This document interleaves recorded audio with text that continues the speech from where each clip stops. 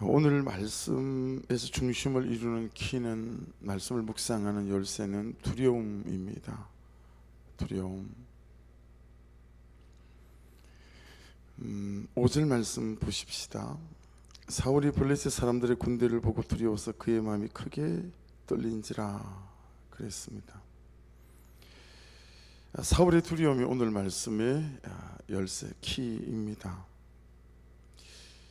요즘 여러분들에게 어떤 두려움이 있으십니까?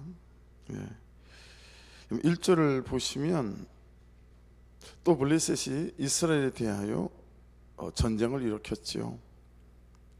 이 블레셋이 시작한 전쟁의 상대가 누구죠? 사울 왕입니다. 근데 여러분, 사울의 두려움을 가중시키는 게 있어요. 그게 뭐죠? 1절을 보십시다. 아기스가 다윗에게 이르되 너는 밝게 하라. 너와 내 사람들이 나와 함께 나가서 군대에 참가할 것이니라. 2절 다윗이 아기스에게 이르되 그러면 당신의 종이 행할 바를 아시리다 하니 아기스가 다윗에게 이르되 그러면 내가 너를 영원히 내 머리 지키는 자를 삼으리라 하니라. 다윗 보고 같이 가자는 거예요. 이스라엘을 치는데 다윗 보고 함께 가자라고 한 거죠.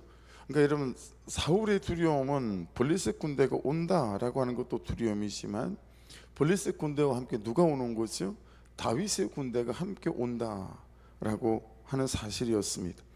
사울이 대적해야 될 적군은 블레셋 군대 플러스 다윗의 군대입니다. 이런 블레셋만큼이나 사울 왕에게 두려운 대상이 누구겠어요?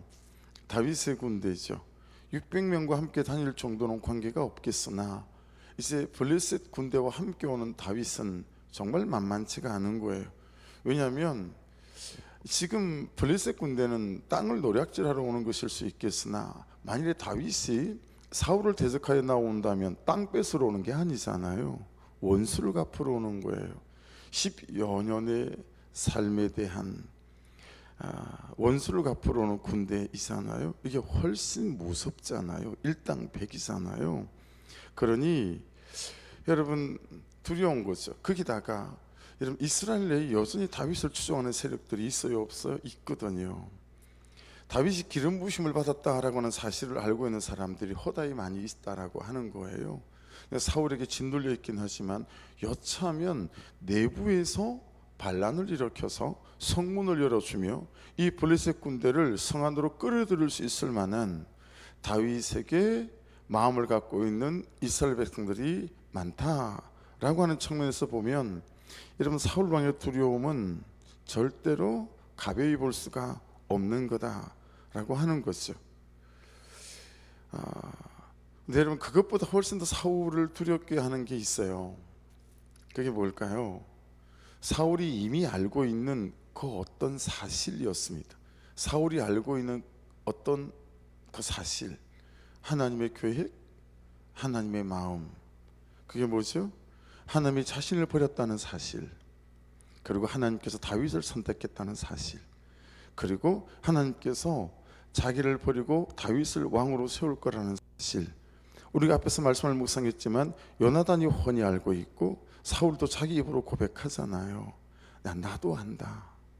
네가 왕이 될 거라는 사실을. 이 이미 알고 있는 사실이 다윗을 훨씬 더 사울 왕을 두렵게 만들었어요. 사울 왕의 마음에 어떤 생각이 들었겠어요? 그날이 오늘인가 보다. 야, 그때가 지금인가 보다. 이제 정말 내가 죽을 날이 되었나 보다. 이런 거 아니겠어요? 근데 여기까지보다도 훨씬 더 이제 사울을 정말 두려움에 떨게 만들었던 것은 6절에 있죠. 6절 보십시오. 사울이 여호와께 묻자오되 여호와께서 꿈으로도 우림으로도 선지자로도 그에게 대답하지 아니하심으로. 하나님이 대답을 하시지 않는 거예요. 경험해 보셨죠? 지금 경험하고 계신 분들도 있을 거라고 봅니다.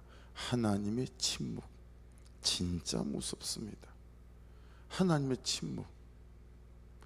하나님이 아무 말씀을 하지 않으세요. 아무것도 깨닫지 못하게 하세요. 아무것도 들리지 않게 만드시고, 그리고 하나님께서 아무것도 하지 않으세요. 나를 통해 아무것도 하지 못하게 하시고 당신도 아무것도 하시지 않는 것처럼 적막강산이에요. 세상에 아무도 없는 것 같고 어떤 방법도 없는 것 같고 그냥 침묵이에요, 이분이. 여러분, 하나님의 침묵이 있을 때 진짜 괴롭거든요. 예. 여러분, 이 하나님의 침묵이 조금 더하여지면 이 하나님이 느껴지지 않거든요. 그분이 침묵하시니까 그냥 하나님이 나에게 대하여 손절하시는 것 같아요. 예. 막 손사래를 치시면서, 야, 나에게 물을 것도 없고 들을 것도 없고 해줄 말도 없고 그러니 나에게 올 것도 없고, 하나님을 찾아온 문전에서 대문을 걸어 잠그면서 문전 박대하시는 거예요. 그러면 사울을 들어오지도 못하게 하는 것처럼 느껴지는 때가 사울에게 지금 왔고, 우리 인생에도 이런 때가 제법 자주 찾아올 때가 있습니다.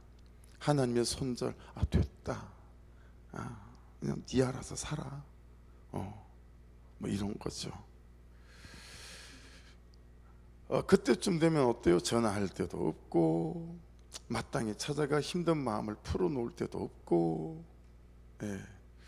하나님에 대하여 그분께서 나의 마음을 거절하시고 나의 기도를 거절하시는 것 같은, 그래서 회개할 마음조차도 주시지 않는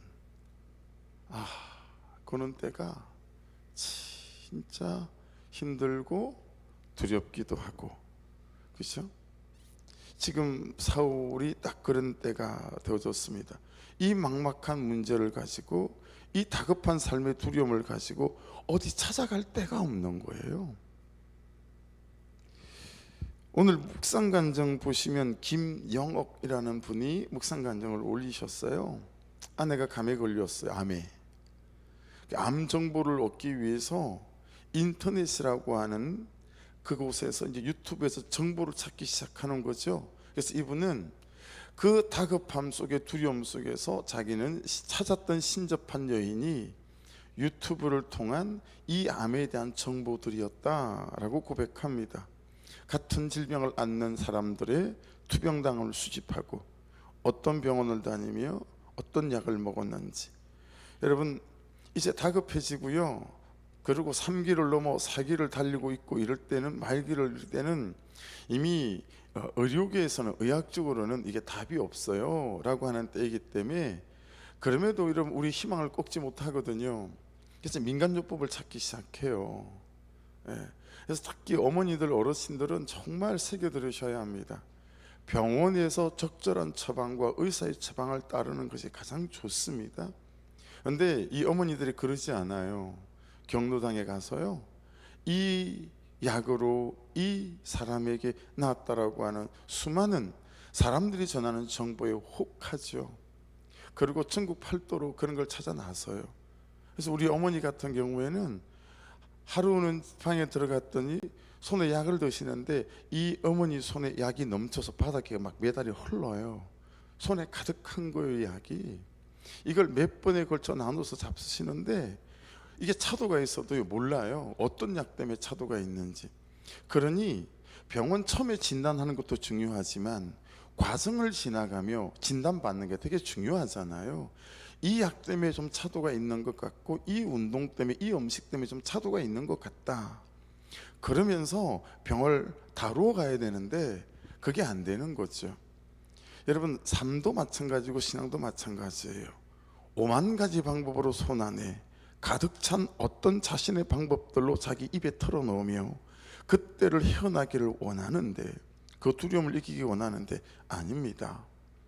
그것이 아니고 호롤단신, 단독자 대 단독자로 하나님 앞에 서셔야 합니다.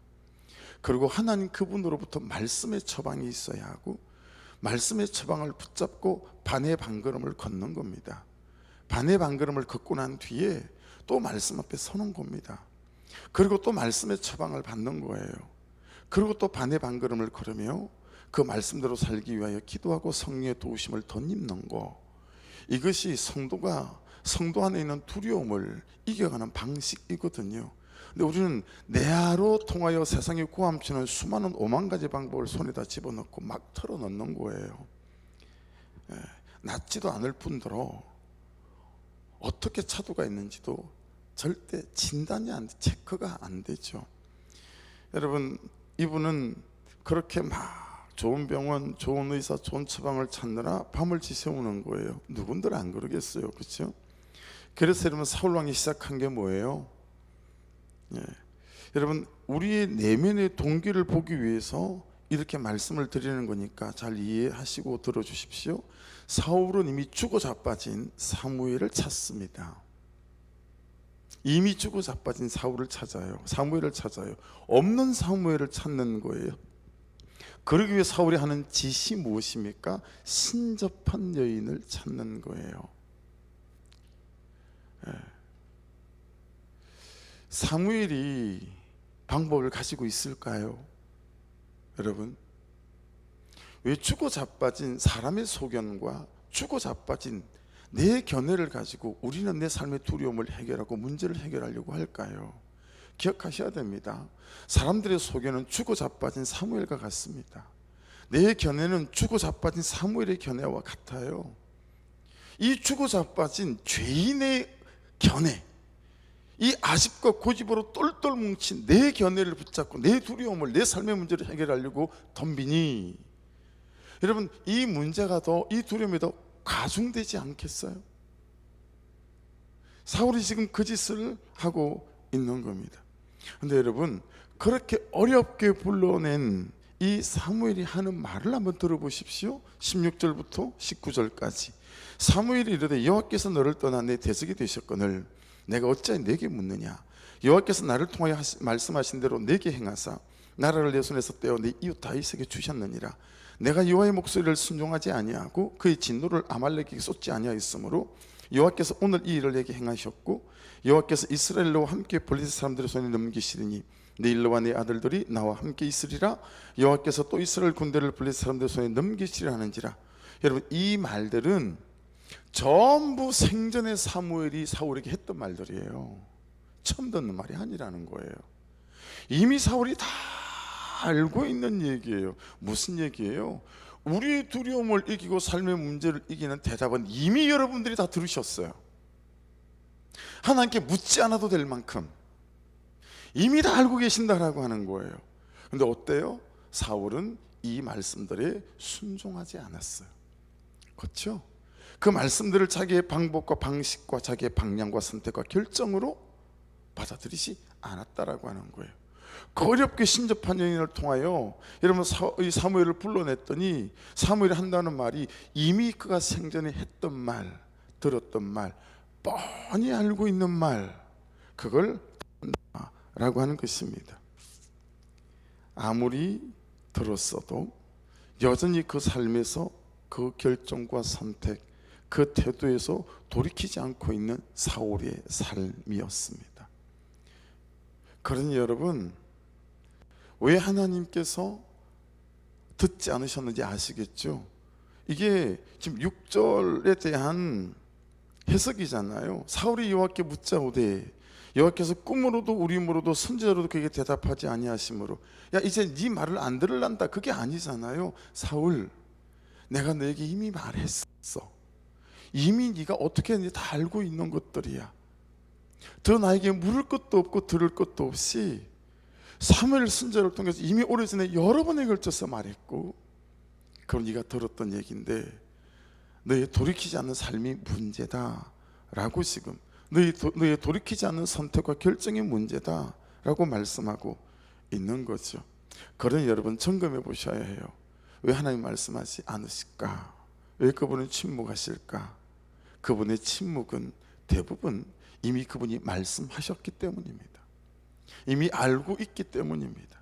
다만 그 말씀을 따라 돌이키지 않고 회심하지 않으면 회개치 않는 나의 삶만 남아있기 때문에 그렇습니다. 더 보태실 말씀이 없으신 거예요. 아무리 하나님이 말씀을 주셔도 소용이 없기 때문이에요. 우리가 돌이키지 않고 사울왕이 돌이키지 않는다는 말입니다. 근데 여러분, 블레셋이 쳐들어온 것과는 비교할 수 없는 이제 진짜 두려움이 이때 찾아오죠. 20절을 보십시오. 사울이 갑자기 땅에 완전히 엎드러지니 이는 사무엘의 말로 말미암아 심히 두려워함이요 또 그의 기력이 다하였으니 이는 그가 하루 밤낮을 음식을 먹지 못하였습니다. 두려움 때문에 먹지 못했던 것 같기도 하고 살고 싶지 않아서 먹지 않았던 것 같기도 하고 여러 가지 절망이 이제 사울을 덮쳐온 것 같습니다. 여러분, 해서 오늘 말씀의 본문을 보면서 참 깨닫는 바는 말씀을 들을 기회가 있을 때 들어야 한다라는 것입니다. 말씀이 들릴 때 말씀을 들어야 된다라고 하는 거죠. 순종할 기회가 있을 때 순종해야 하고 순종할 힘이 있을 때 순종해야 한다라고 하는 것입니다. 순종을 미루거나 놓치는 거 두려움의 종으로 살 수밖에 없고, 알고 있음에도 불구하고 나만 그렇게 사나? 그리고 여러분, 그걸 일반화시켜서 모든 사람이 그렇게 사는데 내가 들어야 될 말씀만은 아니지 뭐, 이렇게 치부해 간다면 결국에는 말씀을 들을 기회를 놓치고 순종할 기회를 놓쳐서 그렇게 주님 앞에 삶에 닥친 막막함과 두려움으로 주님 어떡하지요? 라고 말씀을 드려도 그분은 침묵하실 수 있다 라고 하는 것입니다. 듣고 싶어도 듣지 못할 때가 올 수 있고요, 듣고 싶어도 들리지 않을 때가 올 수 있고요, 순종하고 싶어도 순종할 힘이 남아있지 않은 때가 우리에게는 수시로 찾아온다 라고 하는 것입니다. 유념하실 것은 신학적으로도 성경적으로도 신접한 여인이 죽은 사무엘을 불러낸다, 이런 말은 있을 수 없는 일이에요.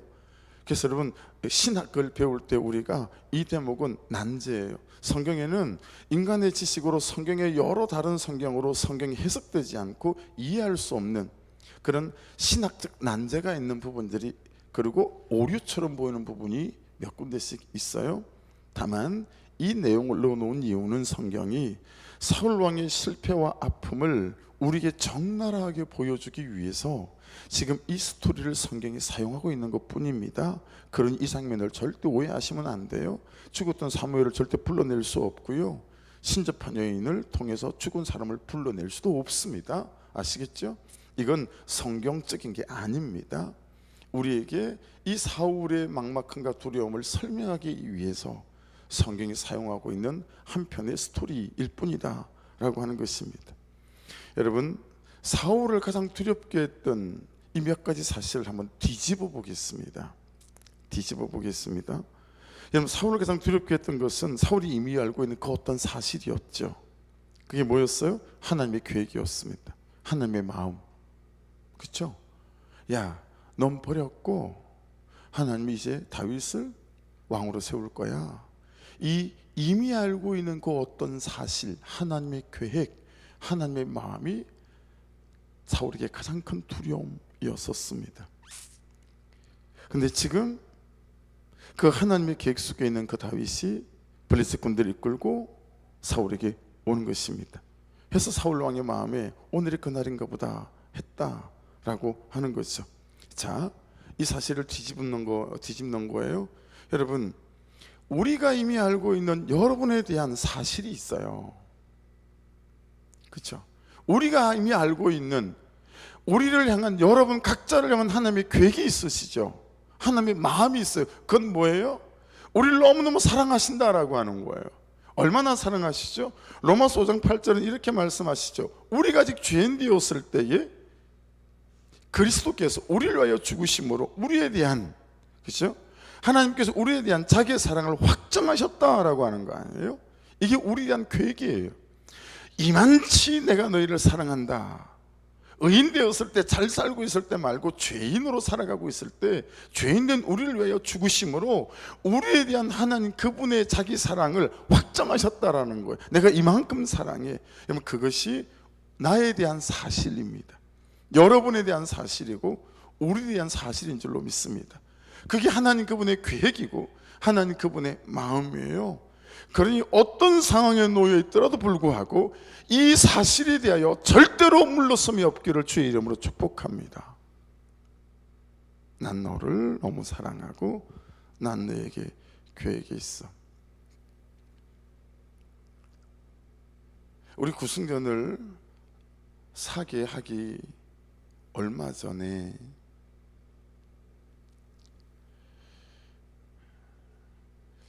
더 높은 부르심이란 단어가 새벽 예배를 하고 일어나는데 제게 떡하니 단어가 떴어요. 그래 본 경험이 없던 터이라 이게 뭐야? 더 높은 부르심. 글자가 눈앞에 너무 선명하게 떴으니까요. 근데 아무리 생각해도 개척교회 목사에게 더 높은 부르심이라고 하는 것은 선교밖에 없겠거니. 하도 선교지를 여러 군데를 다녔으니까 제가요, 팔레스타인을 보내실라나, 태국으로 보내실라나, 북한으로 보내실라나, 중국으로 보내실라나, 멕시코로 보내실라나 다녔던 선교지들이 눈앞에 아른아른 하는 거죠. 근데도 제대로 해석이 안 되니 하나님, 더 높은 부르심 선교지가 어디입니까? 라고 기도해 가던 3개월이 지났을 때 이 도시와 이 도시의 영혼을 자유케 하라 라고 하는 부르심을 정확하게 주셨어요. 그리고 그것이 우리 교회 비전이 되고 비전문이 되었죠. 근데 조금 웃겼어요. 아니 하나님, 제가 알기로 언뜻해도 파주 땅에 수천 명이 모이는 큰 교회들이 10손가락이 부족할 정도인데 수십 명이 모이는 100명이 채 될락말락하는 이 교회에 이 도시와 이 도시의 영혼을 맡기는 건가요? 피식 웃음이 나는 거죠. 그때 제 마음에 그래, 할 수 있는 것부터 하자. 그리고 여러분, 새벽마다 1시간 먼저 일어나서 파주 땅을 돌기 시작했어요. 시청 앞에서 기도하고, 그리고 금요일날 철야배를 마치고 나면 파주 온 땅을 돌면서 기도하는 거예요. 운정도 가고 봉일천도 가고 문산도 가고 때로는 적성도 가고 병원마다 다른 교회마다 하나님 이 교회를 부흥시켜 주십시오. 기도하고 제일 가슴 뛰게 기도할 때는 LG 여기 있죠. 그 기숙사 앞에서 기도할 때예요. 하나님 여기 그 당시에는 10,000명인가 5,000명인가 기숙사 있다고 그랬어요. 지금도 많다고 들었는데 그 기숙사 앞에서 여러분 손을 들고 기도할 때는 가슴이 뛰어요. 하나님, 이 기숙사에 자고 있는 이 사람들이 예수 믿게 도와주시고 하나님 이 LG 안에서 예배가 좀 드려질 수 있도록 도와주십시오. 뭐 그런 말도 안 되는 기도들을 하기 시작했던 때가 벌써 얼마 전입니까? 7, 8년이 지난 것 같아요. 그죠? 여러분, 안 되고 막막할 때마다 제가 저를 추스르는 것 중에 하나가 하나님께서 계획하시고 말씀하셨으니 하나님께서 이 말씀들을 이루어 가실 때가 있겠거니 라는 믿음으로 또 저를 추스릴 때가 있어요. 아무도 저를 그렇게 보지 않지만 내 혼자 내 스스로 말도 안 되게 내가 누군데, 우리 교회가 어떤 교회인데, 이런 하나님이 주시는 마음 안에서 저에 대한 자부심, 우리 교회에 대한 자부심을, 그래서 여러분 그냥 이해하고 오해 없이 들으십시오. 혹시 교회를 잠깐 오셨다가 목사님 제 스타일이랑 너무 맞지 않는 것 같아요 라고 교회를 물러서게 될 때 제 마음 안에 한 번도 그런 말 해본 적이 없어요. 그냥 제 마음 안에 제 혼자, 아유 우리 교회가 어떤 교회인데, 부족하고 연약해도 같이 잘 걸어가 보면 하나님이 하시는 놀라운 일을 볼 수 있을 터인데, 뭐 이런 저만 가지고 있는, 다른 사람은 본 적도 없는, 헤아릴 수도 없는 자부심들, 믿음들이 제게 있는 거죠. 그러니 여러분, 이 사울에 대한 두려움을 뒤집어서 나에 대한 하나님 그분의 계획을 보실 수 있어야 합니다. 그만치 하나님께서 우리를 사랑하신다라고 하는 것입니다. 여러분, 하나님이 대답을 하지 않으시는 것, 그것은 이미 우리에게 주신 말씀들이 있기 때문에 그렇고, 그 말씀에 순종하기 원하시고 그 선택을 하기 원하신다라고 하는 것입니다. 예레미야 29장 12절에도 여러분, 너희가 내게 부르짖으면 내게 와서 기도하면 내가 너희들의 기도를 들을 것이요 라고 말씀하셨습니다. 하나님 그분은 우리의 기도를 외면하지 않으시죠. 오늘 사울이 기도했지만 대답하지 않은 하나님은 기도를 대답하지 않는 하나님이 아니시라 사울이 이미 들었던 말씀들에 대한 순종을 강조하는 것들이니 저와 여러분 안에 이미 주신 말씀들에 대한 온전한 순종들로 나아가 보는 은혜가 있기를 주의 이름으로 축복합니다. 밑줄을 한 세 군데만 그어보겠습니다. 7절 그 나를 위하여 있죠. 그 밑줄 한 그어보십시오. 사울이 그의 신하들에게 이르되 나를 위하여. 자, 8절로 가보세요. 딱 중간에 있어요. 사울이 이르되 청하노니 나를 위하여. 신접한 술법으로 야 그 사무엘 좀 불러줘 라고 할 때 나를 위하여. 15절로 가보십시오. 거기도 중간쯤에 가보세요. 블레셋 사람들은 나를 향하여 군대를 일으켰고 나를 향하여. 예. 여러분 사울은 항상 자기 자신이 중심이에요. 여러분 이거 정말 빨리 해결해야 합니다. 나를 중심으로 살면 안 되고요, 말씀을 중심으로 살아야 합니다. 하나님을 중심으로 살아야 하거든요. 근데 이 사울은 모든 사건과 주변을 항상 나를 위하여 나를 향하여 자기에게 온 시선과 삶이 시간이 집중되어져 있어요. 사울은 나밖에 몰라요. 내 아픔밖에 몰라요. 예. 내가 아프면 세상이 다 아픈 거예요. 내가 괜찮으면 누가 울면 어때? 내가 괜찮은데 자기가 괜찮고자 모든 주변 사람들을 울려요. 내가 편하고자 모든 주변 사람들을 아프게 만들어요. 그게 사울의 삶이에요. 여러분 잘 돌아보셔야 합니다. 우리의 부르심은 그런 부르심이 아니잖아요. 모든 사람을 살리기 위해 네가 십자가 져야 된다? 이게 우리의 부르심 아닙니까? 그게 주님께서 우리에게 보여주신 삶이잖아요. 근데 우리는 여전히 나를 위하여 나를 위하여. 이건 저에게도 심각할 정도로 많이 있는 부분이라고 깨달아지는 거예요. 어떤 목표가 정해지고 어떤 일을 해야 되면 제가 밤잠을 안 자고 먹는 것도 안 먹어도 배가 안 고픈 사람 아니겠어요? 그러니 제 주변에 있는 사람들이 힘이 드는 거예요. 주변에 있는 사람들이 고생을 하는 거예요. 왜냐하면 제가 일을 하는 만큼은 따라서 일을 해야 되니까. 이놈의 목사는 밤낮이 없고, 예. 그러다 피곤하면 아무래나 그냥 퍽 엎어서 잠자고 뭐 이러니까 여러분 내 중심으로 세상을 돌리려고 하고 사역을 돌리려고 하는 거죠. 저는 사울을 통해서 저희 악한 모습과 부족한 모습을 많이 보는 것 같고 제 주변에 있는 사람들에게, 교육자들에게 참 죄송하고 미안한 것 같아요. 여러분들은 여러분 중심 아니십니까? 나 괜찮으면 다 괜찮아요. 내가 아프면 다 아픈 거예요. 여러분 내 중심에서 말씀 중심으로 하나님 중심으로 그들을 살리는 십자가 지는 삶으로 우리가 돌아서는 은혜가 있기를 주의 이름으로 축복합니다. 3절 한번 다시 보실래요? 3절 사무엘이 죽었으므로 온 이스라엘이 그를 두고 슬피 울며 그의 고향 라마에 장사하였고 사울은 신접한 자와 박수를 그 땅에서 쫓아내었더라. 여러분 사무엘이 죽자요 사무엘에게 향하고 있던 모든 사람들의 마음을 자기로 끌고 오고 싶었어요. 야 사무엘은 죽었고 이제 나밖에 없으니 너희들 나만 바라봐야 된다. 그리고 한 게 뭐예요? 신접한 자와 무당들을 다 죽여놓은 거였어요. 근데 6절을 가보세요. 사울이 여호와께 묻자오되 대답지 않았죠. 그래서 7절을 보세요. 사울이 그의 신하들에게 이르되 나를 위하여 신접한 여인을 찾으라. 다 죽여놓고요 신접한 여인을 찾으래요. 그리고 그 여인을 찾아가죠. 그리고 사무엘을 불러내라고 하죠. 뭐예요? 마지막 메시지예요. 오늘 본문에 저와 여러분에게 진심으로다가 하나님 그분의 말씀에 순복할 마음이 있는가라고 하는 거예요. 사울은 계속해서 지금 그의 어떤 거룩함도 자기를 위하여 써요. 무당을 죽이는 것도 자기를 위하여 써요. 그렇잖아요. 백성들의 마음을 자기에게 끌고 오기 위해서. 그런데 하나님이 대답하지 않으시니까 바로 신접한 여인을 찾죠. 그리고 사무엘 선지자를 불러내라는 거예요. 하나님은 속지 않으시죠? 여러분 속지 않으세요. 내 마음의 의도와 나를 위하여 살려고 하는 이 선택들을 속지 않으세요. 그래서 내 기대와 달리 우리의 삶을 축복되게 이끌지 않으실 거예요. 여러분 오늘 말씀에서 마지막 메시지입니다. 그는 신접한 여인을 무당들을 싹 다 죽였어요. 그래서 이 여인의 이름 10절쯤 가면 뭐라고 말하죠?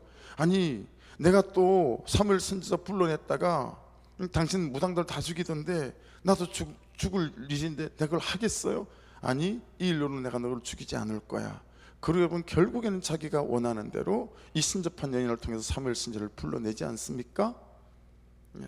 그런 것처럼 우리의 회개가 나를 위하여 회개를 이용하는 거예요. 우리의 회심이 나를 위하여, 그리고 언제든지 나를 위해서 이 회개와 회심을 뒤집어 놓을 수 있다라는 거예요.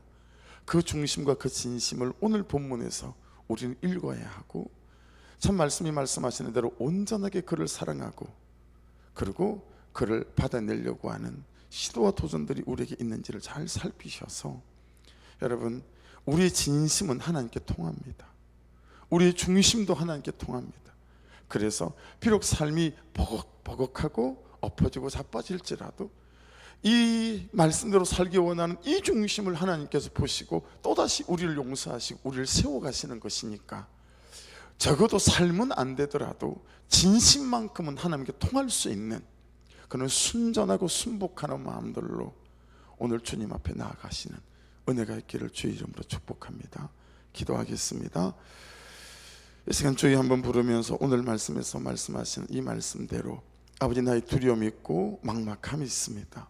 이 두려움과 이 막막함 속에 아버지 하나님, 대답하지 않으신다라고 하기 전에 이미 말씀하신 것들에 대하여, 들린 것들에 대해 나의 순종이 어떠한가를 돌아보고 아버지, 참으로 순종으로 돌이키고 회개하고 회심하는 은혜 역사가 있게 하여 주시옵소서. 주여 한번 부르고 같이 기도드립니다. 주여, 아버지 감사합니다. 오늘